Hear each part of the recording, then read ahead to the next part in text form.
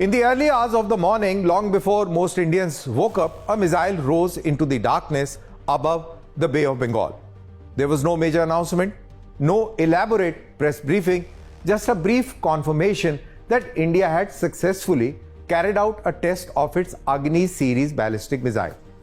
Yet within hours, defense analysts from Islamabad to Beijing were trying to decipher what exactly India had demonstrated. Why did this launch attract so much of attention? And what message was India sending across?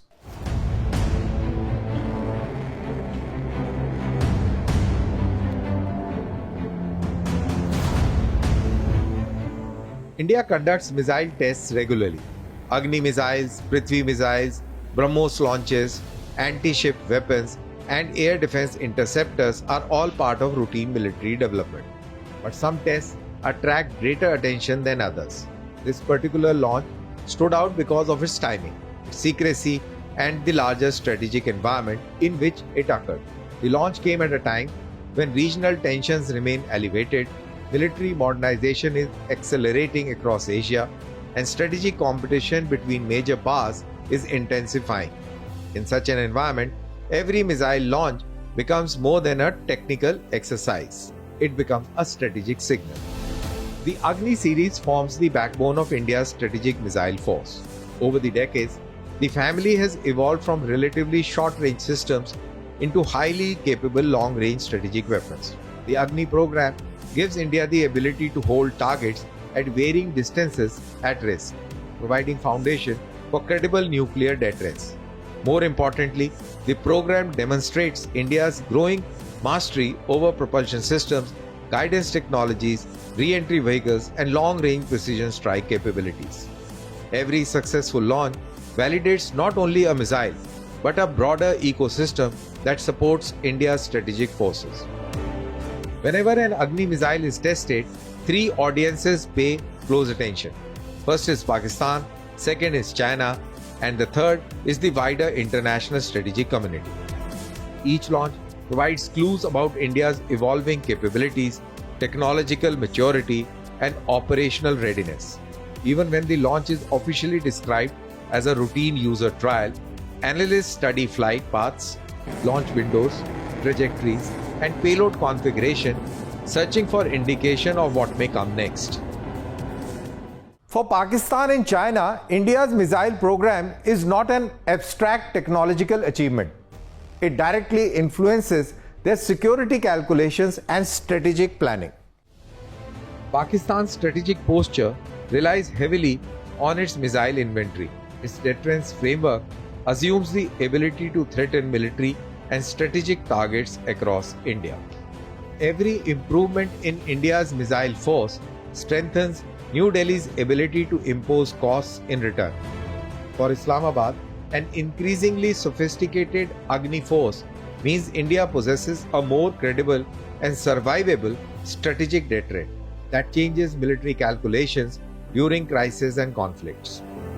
The implications for China are even more significant. Beijing's military modernization has focused heavily on missile forces. The People's Liberation Army Rocket Force operates one of the largest missile arsenals in the world. India's long-range Agni systems are designed to ensure that key strategic targets remain within reach despite China's growing military power. The objective is not parity. The objective is credibility. A deterrent does not need to match an adversary missile for missile. It only needs to convince the adversary that aggression carries unacceptable consequences.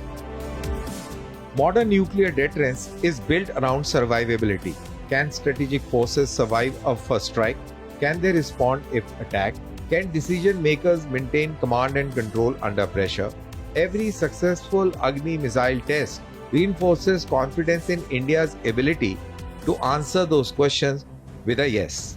And that is why launches matter far more than the missile itself.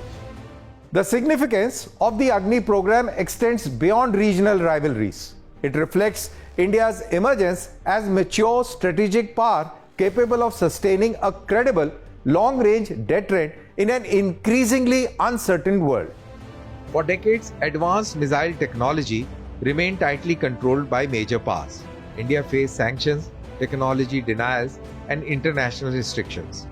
Yet, Agni program demonstrates how indigenous research and development gradually overcame those barriers. Today, India designs, develops, and produces strategic missile systems largely through domestic capabilities. That achievement represents far more than military power. It represents technological sovereignty. India's deterrence architecture rests on three pillars: land-based missiles, air-delivered nuclear systems, sea-based nuclear forces, and together they form the nuclear triad. The Agni family serves as the land-based pillar for this structure. As ranges increase, accuracy improves, the survivability grows, the credibility of the entire deterrence framework becomes stronger.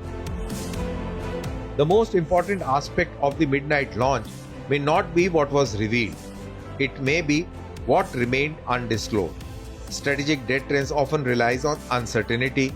Adversaries must constantly wonder how many missiles exist, how quickly can they be deployed, how survivable are they, what new technologies are being integrated. That uncertainty itself becomes a strategic advantage. And that is why a missile rising silently into the night can send shockwaves far beyond the launch site. Missiles are not merely weapons, they are the messages written across the sky. The strongest deterrent is not the missile that you launch, it is the missile your adversary knows will survive. The true power of strategic weapon lies not in their use but in the certainty they create, and that uncertainty they impose on others.